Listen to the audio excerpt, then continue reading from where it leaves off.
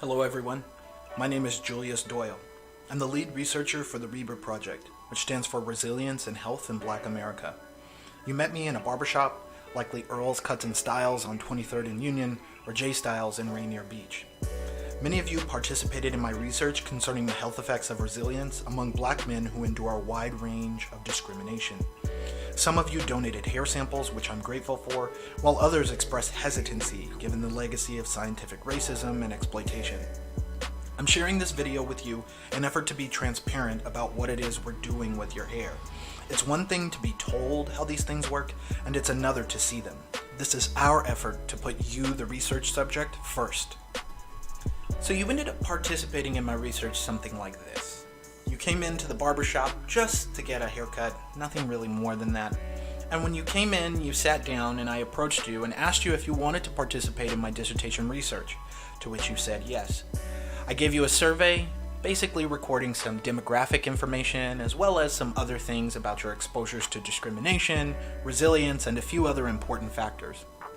After you were done with the survey, you then sat in the barber's seat just to get your haircut, the haircut you came in for. And that's what it was. You came in, you got the haircut you wanted, we didn't inconvenience you. But when the barber cut your hair, we collected from the top, sides, and back. This is a fairly new method that's standardized by myself, given the fact that the methods for collecting and measuring hair cortisol among black Americans don't exist.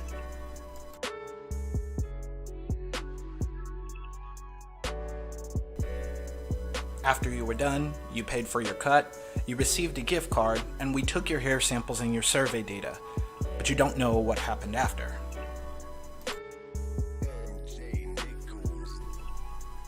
So to the lab, where all of the magic happens.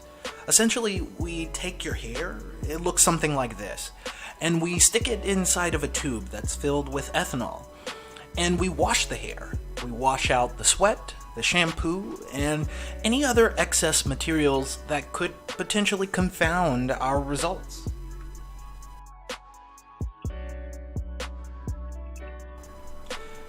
So once we've got clean hair, we weigh out approximately 40 milligrams of it or so, and we stick it into another tube where we insert 3 steel micro beads.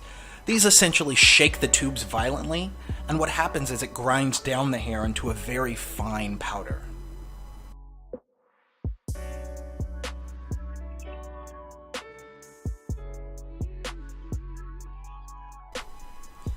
So now that we've got our hair powder, it looks something like this.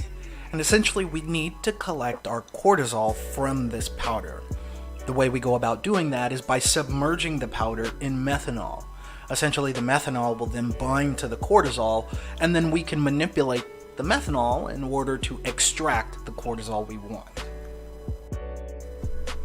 So the methanol is carefully submerged into the hair powder, and we tumble it, shake it for 24 hours. This will essentially give us the extraction we want. After that 24-hour period, we then spin the hair in a fast centrifuge that separates the hair from the liquid, essentially giving us what we want.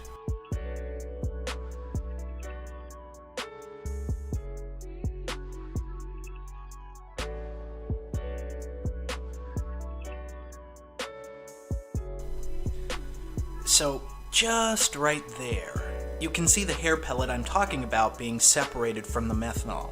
Here we've got to extract that methanol, but we've got to be very careful not to disturb the hair pellet. If we do, we need to centrifuge it again.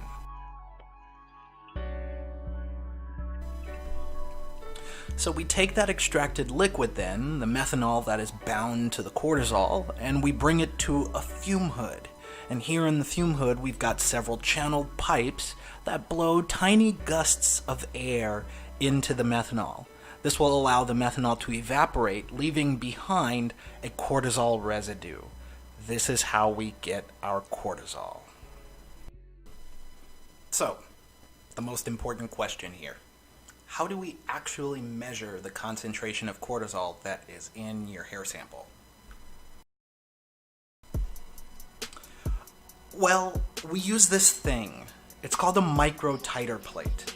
Essentially, it has lots of wells inside that are used as small test tubes. Each tube holds one hair sample.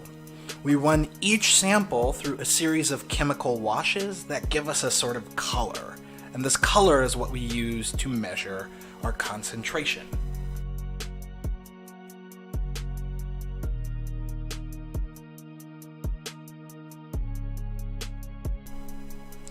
After that series of chemical washes, we shake the plate for a little bit just so that the reaction can take place. And after a few minutes or so, bam!